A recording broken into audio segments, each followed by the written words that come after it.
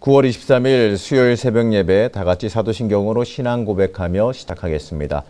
전능하사 천지를 만드신 하나님 아버지를 내가 믿사오며 그 외아들 우리 주 예수 그리스도를 믿사오니 이는 성령으로 잉태하사 동정녀 마리아에게 나시고 본디오 빌라도에게 고난을 받으사 십자가에 못 박혀 죽으시고 장사한 지 사흘 만에 죽은 자 가운데에서 다시 살아나시며 하늘에 오르사 전능하신 하나님 우편에 앉아 계시다가 저리로서 산자와 죽은 자를 심판하러 오시리라.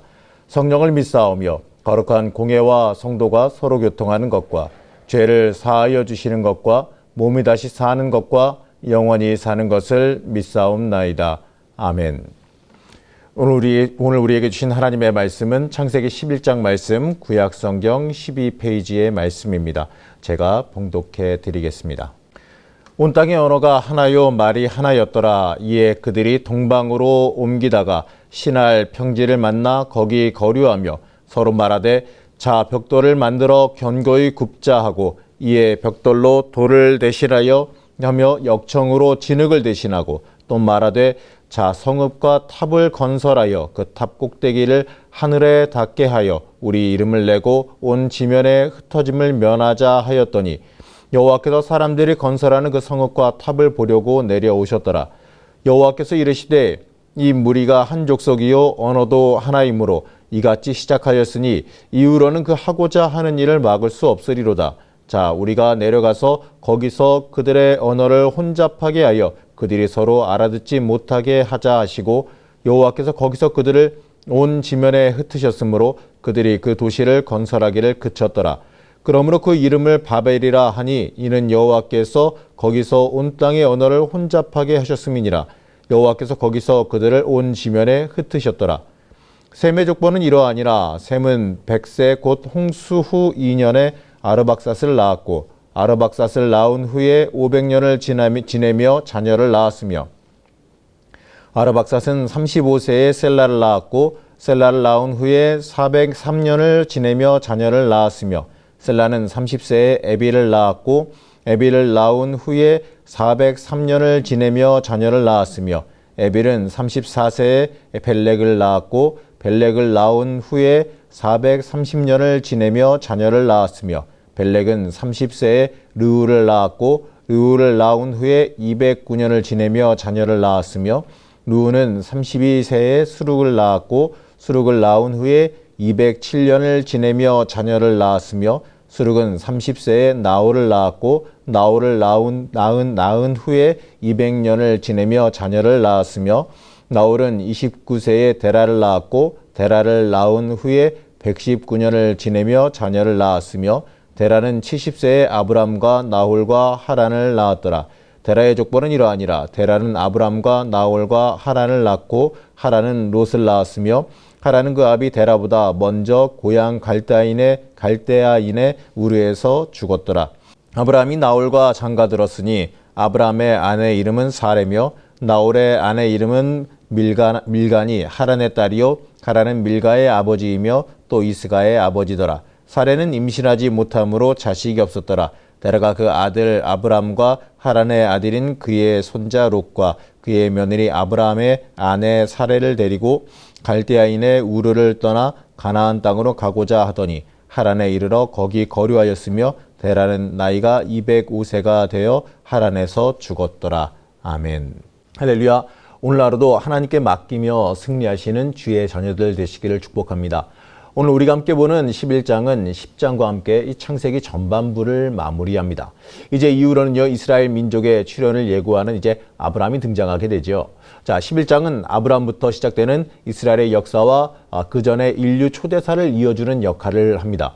자, 11장은 총 세 부분으로 나눠볼 수가 있게 되는데, 이 첫째는 1절부터 9절까지의 바벨탑 이야기입니다.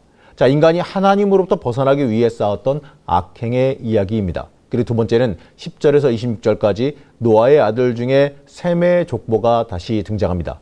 이 앞서서 9장 26절에서 이 셈의 하나님이라 표현하면서 영적인 축복이 주어진 이 셈의 족보를 그 셈의 족보를 통해 하나님의 구속사를 전개한 거죠. 그리고 27절부터 32절부터는요. 한 걸음 더 나아가서 이 하나님의 민족 이스라엘의 조상이 될 아브라함의 가게인 이 데라의 족보를 소상하게 다룹니다. 자, 이것을 간략하게 보는 오늘 11장의 전체적인 구조입니다. 자, 이 구조 중에서 먼저 살펴볼 것은 인간의 죄악됨을 가장 크게 보여주는 바벨탑 사건입니다. 자, 이 바벨탑 사건은요, 1장부터 11장 사이에 기록된 이 천지창조, 인간의 타락, 이 대홍수와 심판과 함께 창세기의 4대 사건 중에 하나죠. 자, 물론 이 바벨탑 사건은요, 과정과 이 결과에 있어서 다른 사건보다는 스케일이 크지는 않습니다. 하지만 이 최초의 범죄 이후에 이처럼 인간의 죄악성을 드러낸 사건은 또 없습니다.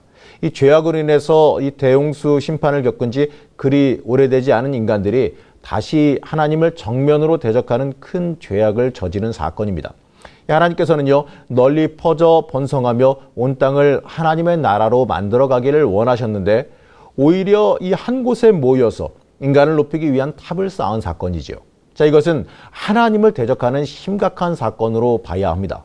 자, 그래서 하나님께서는요, 언어를 다르게 하셔서 소통이 되지 않아 인간들이 서로 흩어지게 만드셨습니다. 사실 피조물인 인간들은요, 당연히 하나님의 섭리와 방법을 따라야 되는데 그러지 않고 자신을 최고의 기준으로 내세우려고 하는 것이 이 죄악의 시작입니다. 하나님으로부터 지음받은 인간의 이 모든 문제는요, 하나님께서 역사하셔야지만 해결됩니다. 자, 이것은요, 우리도 잘 알고 있는 사실이죠. 하지만 사단은요, 우리의 마음을 흔들어서 하나님을 의지하지 않고 내 스스로의 힘만으로 이 모든 문제를 해결하는 마음을 가지게 만들게 합니다. 사실 인류 역사에서 일어난 모든 비극은요, 바로 여기에서 시작하지요. 사실 하나님 앞에서 내 뜻과 내 판단과 방법을 고집하는 것이 이 무엇보다도 악하다는 그 사실을 우리는 너무나도 잘 압니다.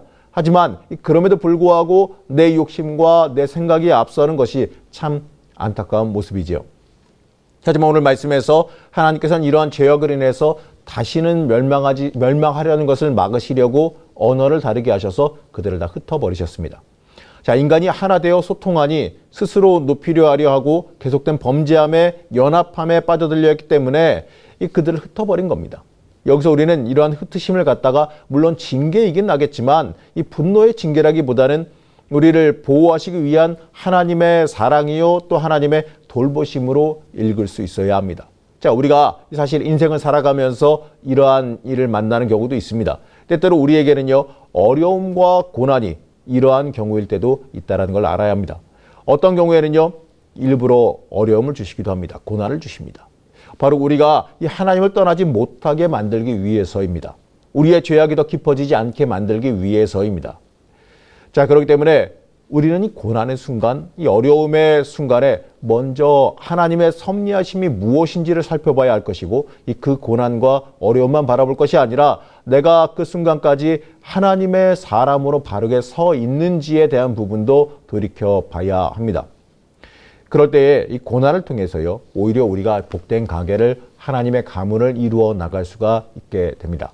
자, 이 바벨탑 사건을 보면서 우리는 하나님의 인도하심에 그 이끄심에 순종하는 것이 인생의 복임을, 또 하나님을 온전히 높이는 것이 복임을 고백할 수 있어야 됩니다. 자, 그리고 우리는요, 내 스스로 내 인생을 돌아보면서 내가 나를 높이거나 내 고집을 내세우는 이 바벨탑을 내 인생 스스로 쌓고 있지는 않은지 한번 돌이켜보고 반성해 볼 필요가 있습니다.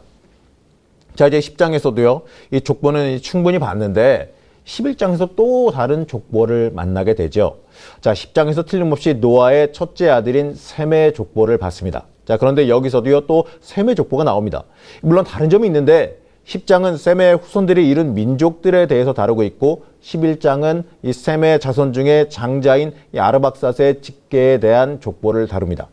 자, 전체적인 후손의 복을 말하다가 이제는 집중해서 한 부분을 다룹니다. 자, 사람들이 죄악으로 물들어가는 중에도 하나님께서는요, 은혜로 택한 사람들을 구별하셔서 그들을 통해서 하나님의 구속 사건을 이루어 가십니다. 바로 이스라엘의 그 혈통 형성 과정을 기록해 보여주고 있는데 이 셈 계통의 이 족보는요, 아담 때부터 이 아브라함 때에 이르기까지 하나님께서 택한 백성의 혈통을 구별해서 보호하시고 인도하신다라는 것을 보여줍니다. 자, 여기서 우리는요, 하나님의 뜻도 모르고 이 방황하고 있으나 하나님께서 이미 하나님의 계획을 진행하시고 계신다는 것을 확인할 수 있습니다. 바로 이 택한 백성을 통해서 주실 이 구원의 역사를 이끌어가고 계신다는 겁니다. 자, 그리고 이 족보를 볼 때마다 특징이 있는데, 이 사람이 소개될 때마다 나았다라는 표현이 있지만 이 죽었다는 표현은 잘 나오지 않습니다. 물론 그가 죽지 않았다는 것이 아니라 생명의 진행이 끊임없이 이어진다라는 것을 나타내기 위한 상징입니다. 바로 우리를 구원하시기 위한 하나님의 역사, 바로 인간의 원죄함 이후에 다시 끊어진 관계를 다시 이으려는 하나님의 계획하심이 계속해서 진행된다는 겁니다. 자, 그 역사가 예수 그리스도에게까지 이어져서 우리의 삶까지 이어지게 됩니다. 자, 그렇기 때문에 우리는요, 이 성경의 족보를 대할 때마다 지루하게 그냥 사람 이름 반복된다 이러고 넘어갈 것이 아니라 나를 향한 하나님의 구원의 계획이 이어지고 있음을 인식하고 그것을 보면서 감사할 수 있어야 할 겁니다. 자, 이제 우리는요, 27절부터 32절까지 걸쳐서 또 다른 족보를 만나게 되는데, 바로 셈의 족보에서 데라라고 하는 한 사람의 세밀한 족보를 보게 됩니다. 자, 이 데라라는 사람은요, 우리가 잘 아는 아브라함의 아버지입니다. 창세기에서 이제 이스라엘의 조상이 되는 아브라함이 공식적으로 등장합니다. 자, 말씀을 보게 되면 하나님으로부터 부름받기 이전에 아브라함의 배경이 등장하게 되는데, 그가 어디로 이동했는지에 대한 행적이 나옵니다. 자, 하나님께 부름받기 전에 갈대아 우르에서 태어나 그곳에서 살다 하란이라는 곳으로 이주했다라고 기록하죠. 자, 여기서 나오는 갈대아 우르나 하란이라는 곳은요, 이 고대 세속 문화의 중심지로서 우상 숭배가 만연했던 곳입니다. 자, 여호수아서 24장 2절 말씀을 보게 되면 이렇게 말합니다. 옛적에 너희의 조상들 곧 아브라함의 아버지 나홀의 아버지 데라가 강 저쪽에 거주하여 다른 신들을 섬겼으나 라고 말합니다. 자, 여기에 근거하게 되면 이 데라가 우상 숭배자였다는 것을 알 수 있게 되고, 아브라함도 적극적이진 않으나 우상 숭배의 영향을 받았을 것이라는 것도 짐작할 수 있습니다. 자, 하나님의 부르심 받기 전에 아브라함이 다른 사람과 구별되는 이 정결성이나 특별함이 있었던 것이 아니라는 겁니다. 다른 사람과 똑같은 평범한 죄인에 불과했다는 것을 보게 됩니다. 바로 이 아브라함을 부르신 것은요, 그의 의로움 때문도 아니었고 하나님의 전적인 은혜였다는 것을 읽게 됩니다. 자, 행위를 부르신 것이 아니라 하나님의 주권적인 뜻에 따라 부르십니다. 이 하나님의 입장에서요, 모든 인간은 다 죄인입니다. 이 스스로 할 수 없으니 우리를 부르신 거지요. 그렇기 때문에 우리는 항상 먼저 우리를 택하시고 부르사 하나님의 백성으로 삼으신 그 은혜에 항상 먼저 감사할 수 있어야 할 겁니다.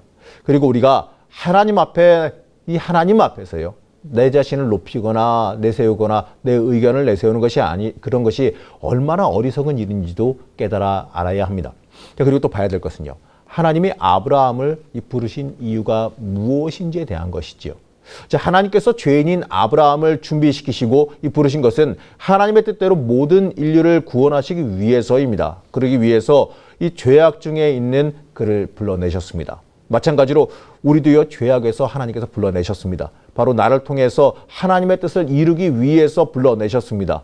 이 아브라함이 하나님의 주신 그 소명에 따라서 이 순종해서 믿음의 조상이 되었듯이 우리도 이 하나님의 부르심에 순종함으로 인해서 하나님의 뜻을 이루어 드리는 삶, 하나님을 기쁘시게 하는 삶을 살아갈 수 있어야 할 겁니다. 이 하나님께 쓰임 받듯이 하나님께 쓰임 받음이 하나님께 순종하며 하나님 따라가는 그 인생이 복이라는 것을요, 우리가 온전히 고백하며 살아갈 수 있어야 할 겁니다. 사랑하는 성도님들, 이 오늘 말씀처럼 내가 하나님보다 더 귀하게 여기고 있는 것이 있는지 혹여나 돌아보시고, 우리의 인생 속에서 혹여나 내가 인생의 바벨탑을 쌓고 있는 것이 있는지 혹여나 한번 돌아보시고, 우리 인생이 하나님 앞에 철저히 순종하는 것이 중요하다는 것을 다시 한번 고백하시며 오늘 하루의 삶을 살아가시는 여러분들 되시기를 간절히 축복합니다. 잠깐 기도하겠습니다. 우리를 사랑하여 주셔서 하나님의 섭리와 계획으로 인도하여 주심을 믿습니다. 우리의 삶이 내 뜻과 생각으로 향하지 않고 나를 붙드시고 인도하시는 하나님의 손길을 따라 살아가게 허락하여 주시옵소서. 내 인생을 통해 역사하시는 하나님의 섭리하심과 계획하심이 있음을 믿습니다. 이 시간 기도하며 하나님 앞에 나아갈 때에 하나님이 인도하시는 참된 복의 자리에 내가 서게 허락하여 주옵시고, 이 시간 기도하며 온전히 하나님 깊게 만나는 시간을 우리가 갖게 허락하여 주시옵소서. 예수님의 이름으로 간절히 기도드렸습니다. 아멘. 하늘에 계신 우리 아버지여, 이름이 거룩히 여김을 받으시오며 나라의 마옵시며 뜻이 하늘에서 이루어진 것 같이 땅에서도 이루어지이다. 오늘날 우리에게 일용할 양식을 주옵시고 우리가 우리에게 죄 지은 자를 사하여 준 것 같이 우리 죄를 사하여 주옵시고 우리를 시험에 들게 하지 마옵시고 다만 악에서 구하시옵소서. 대개 나라와 권세와 영광이 아버지께 영원히 있사옵나이다. 아멘.